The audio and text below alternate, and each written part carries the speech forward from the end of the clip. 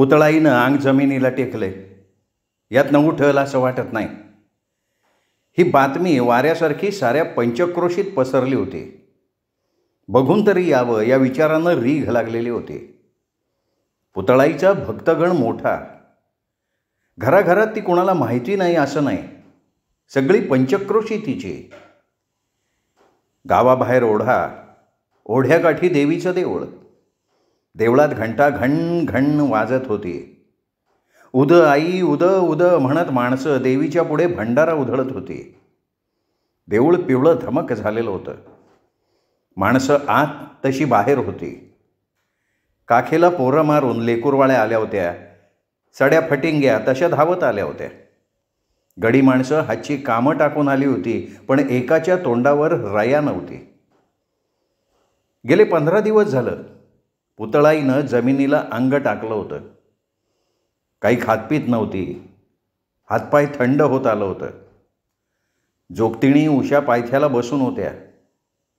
तिचे हातपाय दाबत, तिला चवरीनं वारा घालत, तिच्या तोंडात अधूनमधून तीर्थ सोडत. भक्तगण झोपडीच्या तोंडातून आत शिरे तिचं दर्शन घेत असत. भंडाऱ्यानं भरलेला तिचा नुसका चेहरा दिसत होता, पिवळा पिवळा. डोळ्यांनी फक्त जीव ओढून धरला होता. ती कोणाशी बोलत नव्हती. आलेल्या भक्तांकडे केवळ बुबुळं बघत होती. लोकांना वाटे जास्त नाही, आणखीन 4-2 वर्ष जगायला हवी. कोण उरलंय आता जुन्यातलं? पण आशा मावळली होती. सगळा भक्तगण उलथा पालथा होत होता. देवीला साकडं घालत होता. आई येल्लो आई, एवढं पुतळाईला बरं वाटू दे. तुला साडी चोळी करीन, तुझी ओटी भरीन, तुझे जोग जोगती पूजीन, पाची पुनवेला लिंब नेशीन, पर एवढं हलकं पडू दे. महाभक्तीण अखेरच्या घटका मोजत होती. पण रुकी अजून आलेली नव्हती. तिच्यासाठी जीव घोटाळत होता. रुकी ही भावाची एकुलती एक मुलगी, 12-1 वर्षांची. पुतळाईचा तिच्यावर विलक्षण जीव. तोंडचा घास तिच्यासाठी राखून ठेवायची.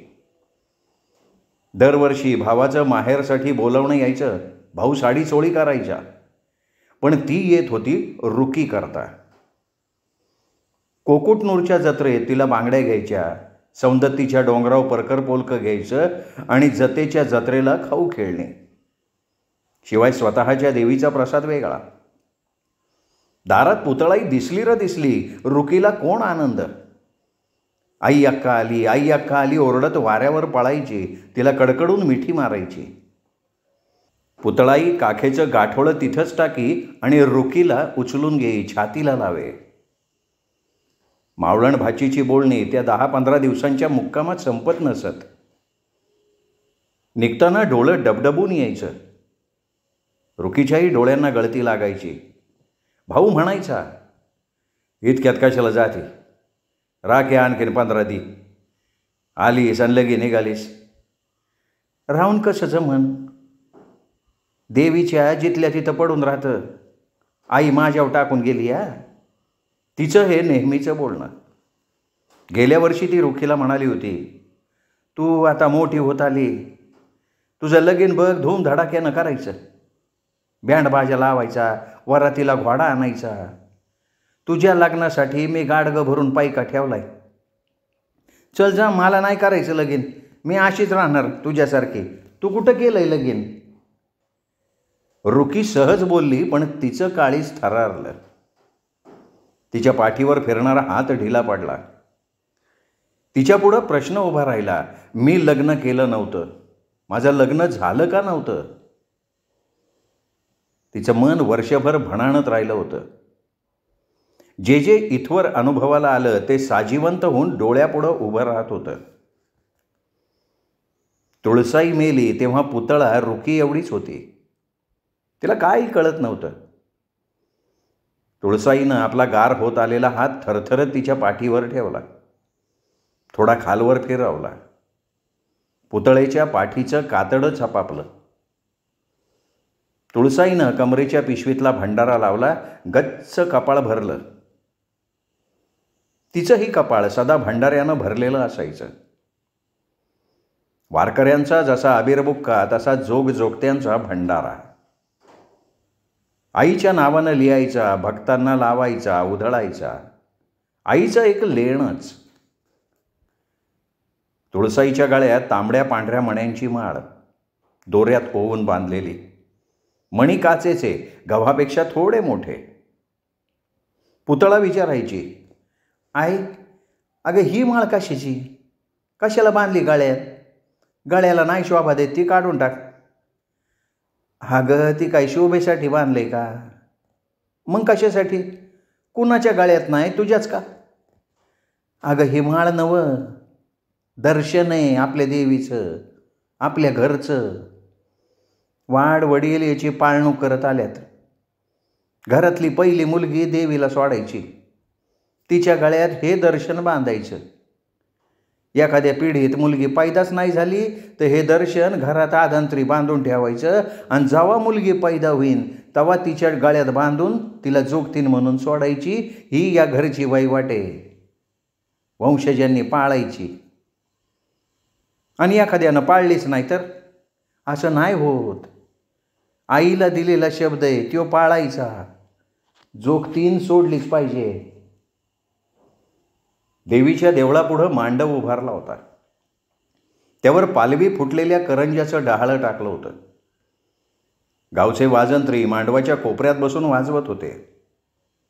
रामा कैकाडी सनई, नाना वलर भोंगा, मुसलमानाचा हासम्या ताश्या आणि आब्बास ढोलग. पुतळाला मांडवात नेलं. जोगजोगत्यांनी मांडव फुलला होता. आत बाहेर बाहेर आत त्यांची कोण धांदल. तिला कळसात पाणी घालायचं, साडी चोळी करायची, फुलाच्या माळा घालायच्या, लिंब नेसवायचा, भंडारा लावायचा, सर्वांगावर टाकायचा. चौकात बसवायचं, हवनपूजन करायचं, वाद्य वाजवायची, चवंडकं, तुणतुणं, झांजरी. त्या तालावर देवीचं गाणं म्हणायचं. अधूनमधून देवीच्या नावाचा जयघोष करायचा, भंडाऱ्याची उधळण करत. उद आई उद, उद आई उद, उद उद. आणि पुन्हा भंडार उधळायचा, मुठीवर मुठी. सगळीकडं पिवळसर धूळ. पुतळाचं अंग तर पिवळं पिवळं झालं, डोळं कुचकुचू लागलं. तिचं लग्न झालं होतं पण तिला संशय. लग्नात नवराच नव्हता, मग कसलं लग्न? देवी संग म्हणा, पण शेजारी देवी नव्हती, तिची कट्यार होती. रात्री नाचगाण्याला ऊत आला. सगळ्यांच्या अंगात बेहोशी शिरली. जोगत्यांनी तो ताल सोडला होता. बेहया नाचत होते, गात होते. चवंडक्या जीव तोडून साथ देत होत्या. मध्यान टळत आली. पुतळेचे डोळे पेंगुळले. एका म्हाताऱ्या जोगतिणीनं तिला देवळातल्या एका खोलीत नेलं. तिथं झेंडू, मखमलीच्या फुलांच्या माळांनी शेज शृंगारलेली होती. शेजवर कट्यार पुजली होती. सकाळपासनं गडबड गोंधळ. ती दमून गेली होती. दार लावावं आणि झोपावं या विचारात होती. तोच लग्न लावणारा देवीचा पुजारी आला. म्हातारी म्हणाली, तुम्ही बसा दोघं हा, आणि दार ओढून घेतलं. ती उठून उभी राहिली. अगं बस की बस, उठती कशाला? असं म्हणत तो जवळ आला. पाठीवरनं हात फिरवायला लागला. तिचं अंग लटलटू लागलं. ती त्याला दूर ढकलू लागली, पण त्याने तिला कचकून आवळलं आणि थोड्या वेळानं बोलला, अगं देवी संग तुझं लग्न लागलंय. लग्नानंतरची पहिली रात माझी नव्हं, या काटेरीची. लग्नाबरोबर हे सारं असं करावं लागते. आणखीन काही बरंचसं. तो असं का करतोय कळेना. कळण्याचं वयही नव्हतं. ती घामाघूम झाली. त्याला बोचकरायला लागली. पायानं झाडायला लागली. सारी धडपड व्यर्थ होती. दगडाखाली पाल सापडल्यासारखी अवस्था झाली. ती आरडाओरडा करणार तर झटकन तोंडात लुगड्याचा बोळा कोंबला. दोन्ही हात दाबून धरलेले. अंगाची घुसळण होत राहिली. रक्ताचं पाणी झालं. आई ग, ती चित्कारली, पण आवाज आतल्या आत. तोंडातल्या बोळ्यानं जबडा फासला होता. जाग आली तशी ती पटकन उठून बसली. घाबऱ्या घाबऱ्या इकडं तिकडं बघितलं. ती एकटीच होती. झाडावर कावळे ओरडत होते. खिडकीतून उजेड आत आला होता. अंथरुणावर पडलेली फुलं चेंगरलेली दिसत होती आणि पलंग पोसावर लालसर काळपट्ट डाग. हातानं त्यानं स्पर्श केला आणि रडूच कोसळलं. पुतळे, हे मनी ग कशाचे? शेजारच्या सखूनं एकदा विचारलं. हा ग, मला ग काय माहिती? तुला माहीत नाही तर काय मन्यांना माहिती का मला माहिती? मग रात्री तिने आईला विचारलं. आय, अगं हे मनी ग कशाचे? अगं कशाचे म्हणजे आपल्या देवीचे. आईचे शब्द उतू आले. ती गप्प राहिली. तिच्या शिणच्या पोरी विचारायच्या, वय ग, तुला जोगतीन सोडली वय? गावची वात्रट पोरं तर त्या पुढचं बोलायची, अगदी शेंड्यावरचं. देवाचं जित्राब आलं बघा हिंडून. बिन दाव्याचं जनावर कुठेही चरत जायचं, कुणाच्या ऐवळचणीला थांबायचं. बरोबरीच्या पोरी इतमामानं वागायच्या. तिला मात्र घराबाहेर पडायची सोय नव्हती. जिथं जाईल तिथं हीच बोलणे. या बोलण्यानं तिला समज यायला लागली. तिची ती एकटीच घरात कोंडून घ्यायला लागली. एक दिवस दुपारी राघव आणि बायना आईकडे आले. आई ओटीवर तांदूळ निवडत होती. आईनं बसाय टाकलं. राघवनं बोलणं काढलं. पुशी पुनवतं तोंडाव आली. ती झाल्यावर 4 दिवसानं देवीचा निवेद बोनं पुतळाला लावून दिलं तर बरं होईल. कावळा पाय वळण येईन, चरघानी शिकल. शिकायचं, शरीराला वळण लावायचं, हेच ना वय. बायना पुतळाकडे बघत होती. पुतळानं आईकडं बघितलं तर तीही म्हणाली, मी बी तेच म्हणते ना, जा घेऊन जा.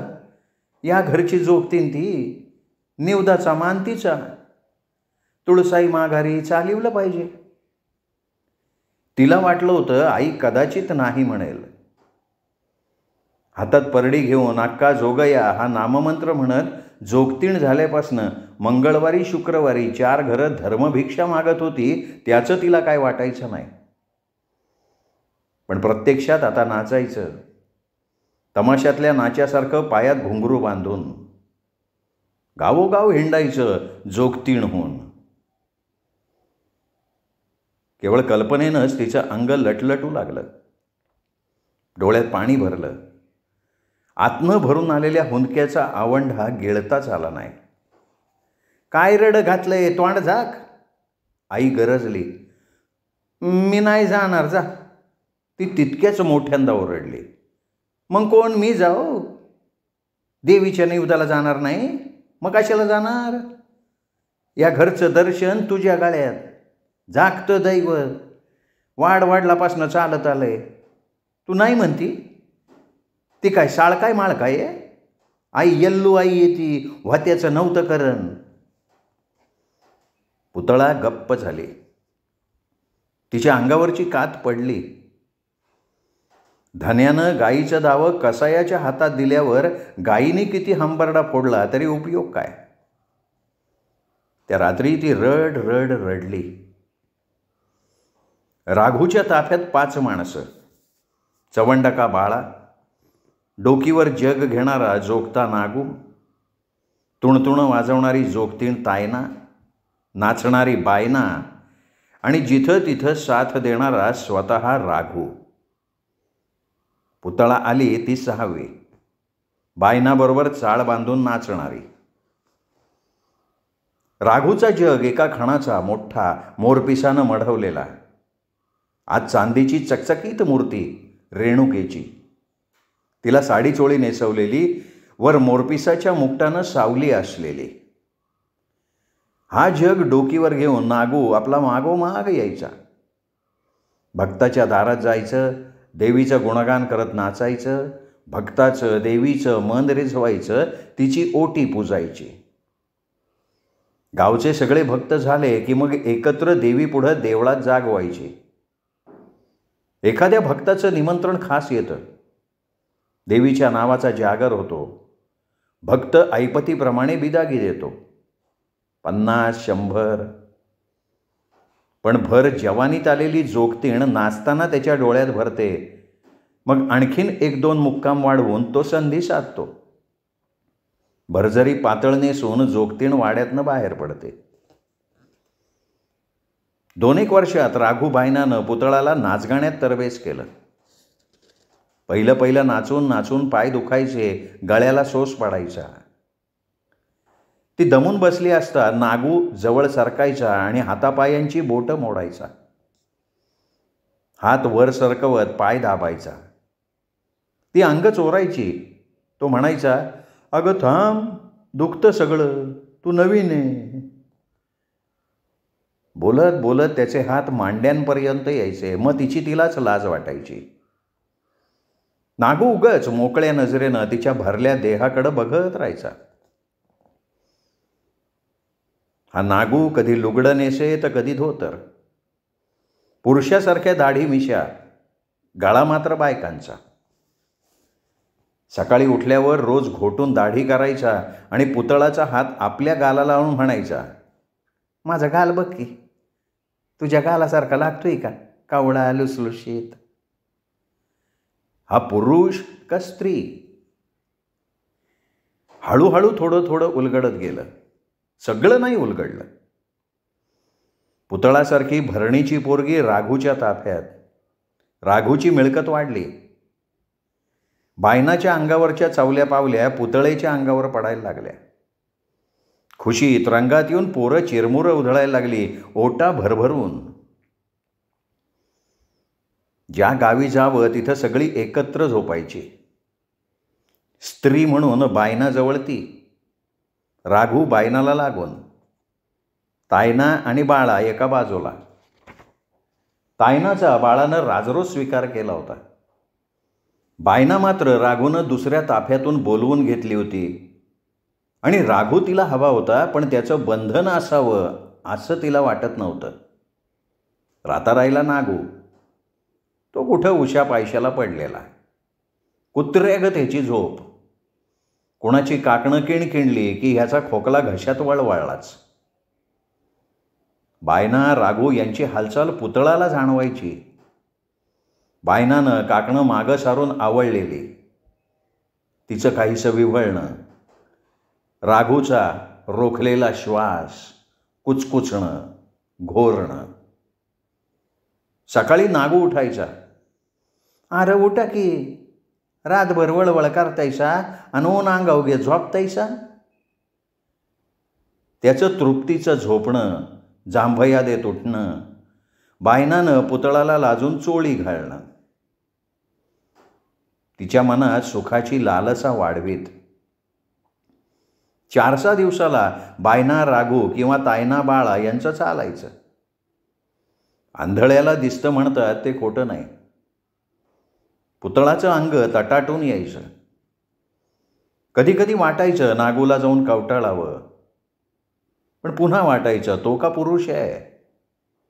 मी एक मिठी मारीन पण तो उलट दूर लोटेल, झोपजा जागेवर असं तिरस्कारानं म्हणेल. 1-15 दिवसातून हंडाभर तापलेलं पाणी नागूच तिला घालायचा. पाणी घालण्यापेक्षा अंग चोळण्यावर त्याचं ध्यान.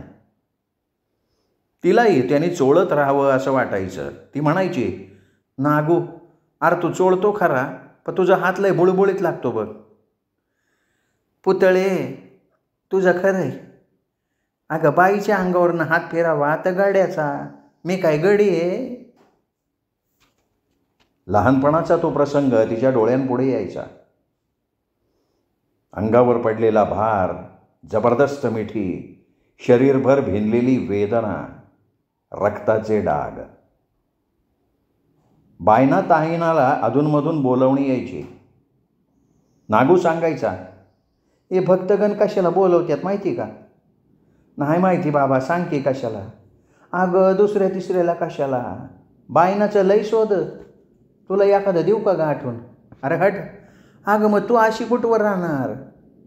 पिकाला रानालंय, पाणी हवं आता, नाही तर जाईन सगळं वाळून माळावरच्या गावतासारखं. बायना भक्ताकडे गेली होती. पुतळाला राघूनं शालू आणला होता, पहिला शालू नेसून त्याच्यापुढे ती उभी राहिली, त्याची वस्तू त्याला दाखवावी म्हणून. अरे वा, असं म्हणत त्याने तिला कमरेला हात घालून जवळ ओढली आणि पटापट मुक्यावर मुके घेतले. त्या रात्री जवळच्या गावी भक्ताचा भंडारा होता. राघूनं तिला अशी कधी नाचवली नव्हती. स्वतः चवंडाक्या झाला होता. नागूचाही ताल सुटला होता. पाटलाचा वाडा भरून गेलेला. बायका गडी तोंडात बोटं घालून बघत होती. रात्र कशी ढळली कळालं नाही. पाटलानं 100ची खैरात केली आणि बघ्यांनी तितकीच. अरे वा, राघू उद्गारला आणि तिला मिठीत घेत म्हणाला, आज लय कमाल केली हा. माझ्या ताफ्यात कुठली बी जोगतीन अजूनपर्यंत अशी नाचलीच नाही. कोणी नसल, मी तर नाचली नवं? त्याच्या मिठीतून सोडवून घेत तिने विचारलं. थकव्यानं सगळ्यांना झोपा लागल्या. खेळानंतर 4 तास तरी झोप हवी. भली पहाट होती. पाटलानं खोलीत झोपायला जागा दिली होती. तिचा डोळा लागत होता तोवर राघूनं अंतर कमी केलं. त्याचा हात अंगावर पडताच ती चापापली. तो कानात कुजबुजला. पुतळा, पुतळा, आज तुझ्यावरनं जीव वावाळून टाकावा असं वाटतोय बघ. ती दूर सरू लागली. त्याने अधिकच अंगाशी लपेटून घेतलं. तिचा प्रतिकार दुबळा ठरला. राघूचं येणं 10-15 दिवसातनं एकदा घडायचंच. तिला वाटायचं त्याचं येणं रोज घडावं आणि काम आटोपल्या आटोपल्या जाणं नसावं.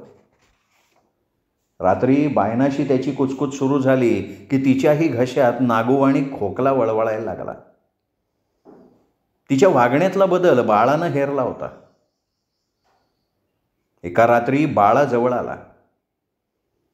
पहिल्यांदा तिला वाटलं राघू असावा, पण स्पर्शातला बदल कळला आणि गप्प झाली.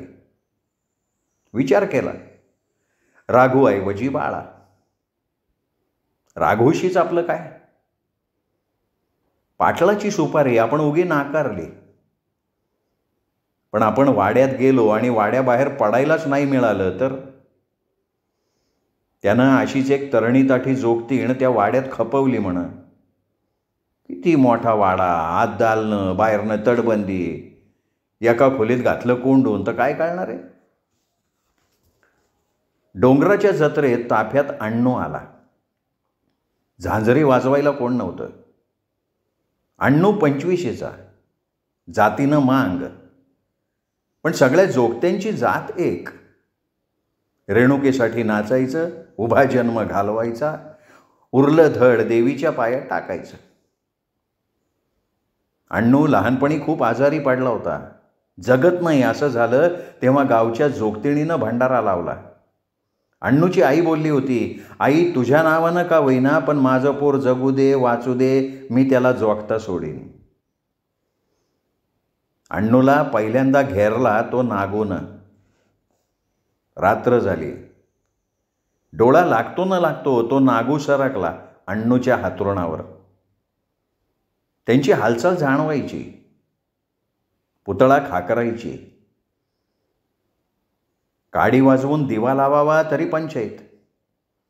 राघू, बायना, बाळा, तायना कोणत्या अवस्थेत झोपलेली असतील कोणास ठाऊक. सकाळी उठल्यावरती नागूवर उखडायची, काय रे रातभर झोपू देत नाही? अण्णूच्या हातरुणावर तुझं काय काम असतं र? का बाया, तुला बघवत नाही वे? आणि तुमचं चालतं तेव्हा मी रातभर कानात बोटं ठेवावीत का? मी काय माणूस नाही वे? अण्णूची यातनं सुटका करायला हवी, पण कशी करायची? अशा संबंधांना चटावलेले पुरुष सहसा निखळत नाहीत. अण्णूला उघडही तिला काही बोलता येत नव्हतं. एक दिवस तिने धाडस केलं. नागू चांगला घोरत होता. तिच्या हालचालीनं अण्णूला जाग आली. तो तिला आपल्या कुशीत ओढायला लागला. ती हलली नाही. त्याला वाटलं नागूच, पण त्यानं हात चाचपला तर काकणं लागली. डोक्यावर हात फिरवला, केस लागले. तिचं काळीज धडधडायला लागलं. तो गप्प झाला. त्याला अंदाज येईना. अण्णू, ती त्याच्या कानात पुटपुटली आणि हात अंगावर टाकला. पहाटे नागू उठला होता. त्याने दिवा लावला, सगळ्यांना उठवलं. ती आणि अण्णू मात्र एकमेकांना बिलगून झोपली होती. रात्रीच्या जागरणानं गाढ झोप लागली होती. पुतळे, अगं पिसळली काय तू? म्हणून नागूनं राघूकडं बघत पांघरून ओढलं. ती पटकन उठून बाजूला झाली. उठती कशाला, झोप की. नागूनं हात नाचवला. नागूचं चिडणं साहजिक होतं. राघूही चिडला आणि बाळाई. उण्यादुण्याचं बोलायला लागले. ताफ्यात राहणं नकोसं झालेलं. तिनं म्हटलं, अण्णू हितनं चल आता. त्यानं ऐकलं. तिला समाधान झालं. नागूच्या तावडीतून अण्णूची सुटका केली आणि तिचं ऐकणारा एक पुरुष मिळाला.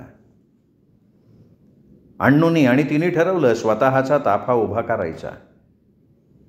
जुळणीत महिना गेला, पण तिच्यापुढे वेगळंच वाढून ठेवलं होतं. अंग मरगळू लागलं. अन्नावरची मनशा उडाली. काय होतंय ते उमगलं, पण अण्णूला सांगायला लाजली. पण त्याला सांगायला हवं हे तितकंच खरं. एक दिवस मनाचा हिय्या करून म्हणाली, अण्णू, तुझा ताफा बनत आलाय खरं, पण तुला नाचणारी देखील दुसरी बघायला हवी. का बरं? तू नाही का? काय मला सोडून जाणार आहे काय? नाही र, मी तुला सोडून कुठं जाऊ? पण अगं पण काय?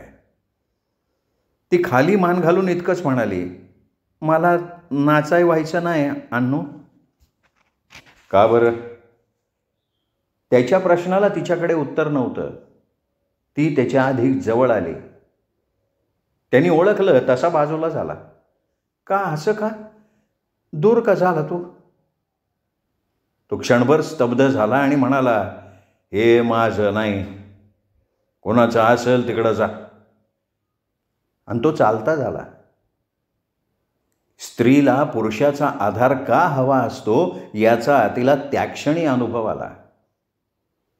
पोटात वाढणारा गर्भ कोणाचा?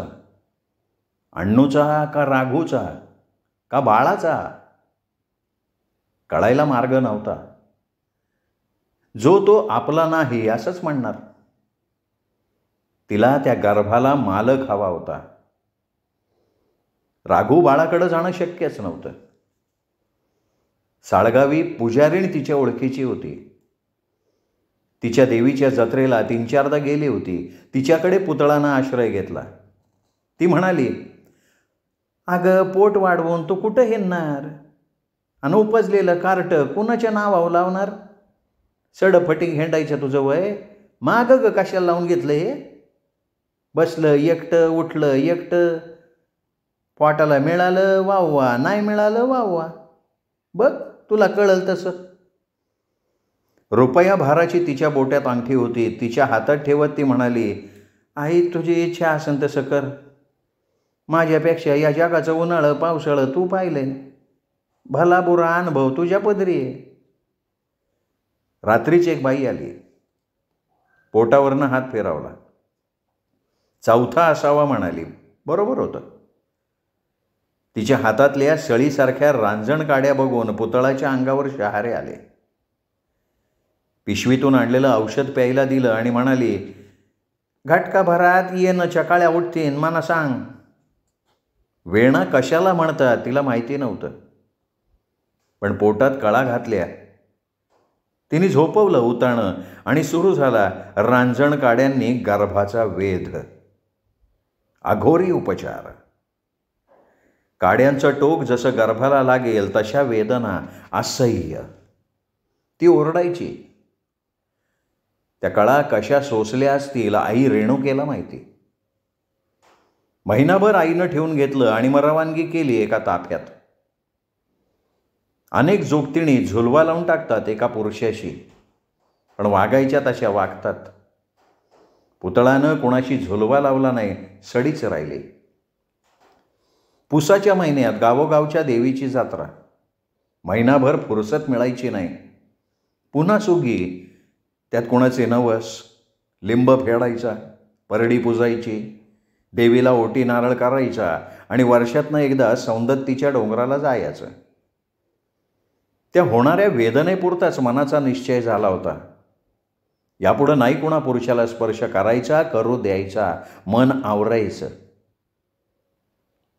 पण असं घडत नव्हतं. आपली म्हणून जवळ केलेली माणसं अशी, बाहेरची तशी.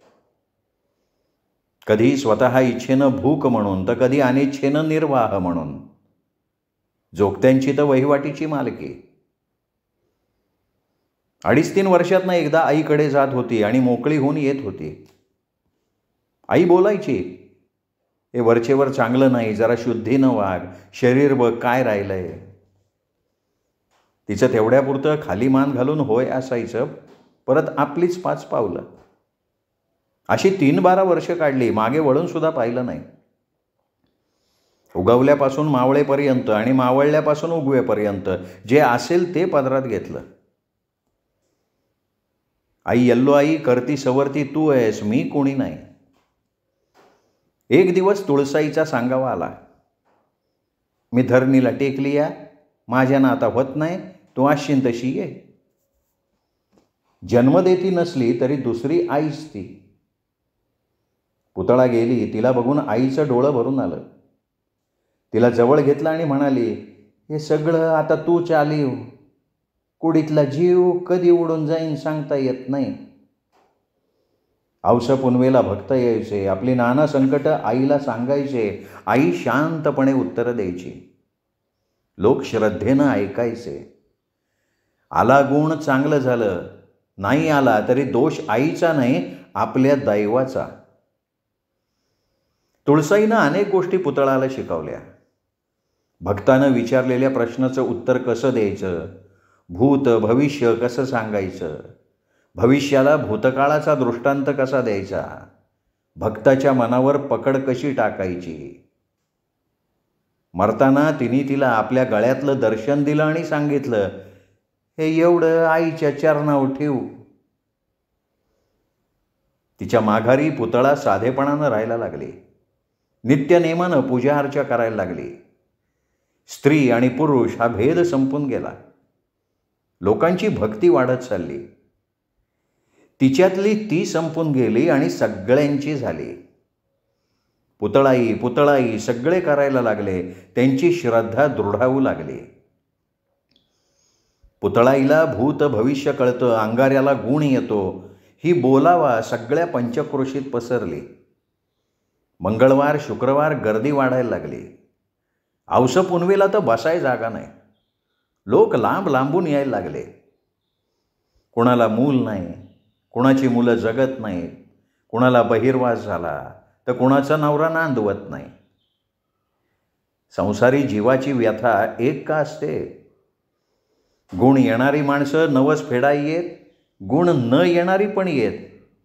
पायावर डोकं ठेवत आणखी तिला साकडं घालत, आई हा भोग आणखीन कुठवर आहे. या सगळ्याचा ती विचार करायची. या संसारी लोकांचं जीवन कसं वेगळं आहे. नदीला किनारा असल्यासारखं. किनाऱ्यामुळे नदीला नदी पण मिळतं. प्रवाह झुळझुळत वाहतो, अगदी निर्मळ दवबिंदूसारखा. स्त्रीलाही असंच संसारामुळे सौभाग्य लाभतं. ती फुलते फळते, तिच्या स्त्री देहाचं सार्थक होतं. आणि आपलं आयुष्य, सगळा गतकाळ पुतळाईच्या डोळ्यांपुढनं सरकला. आणि मग समोर उभी राहिली एकटी रुखी, 12 वर्षांची. हे दर्शन आता तिच्या गळ्यात बांधायचं. रुकीला घेऊन तिचा भाऊ आला होता. विधीची सगळी तयारी झाली होती. पुतळाईच्या निष्प्राण होत चाललेल्या देहाकडे बघत भाऊ म्हणाला, अक्का तू काय बी काळजी करू नकस. तुझ्या माघारी ही सगळं चालवल.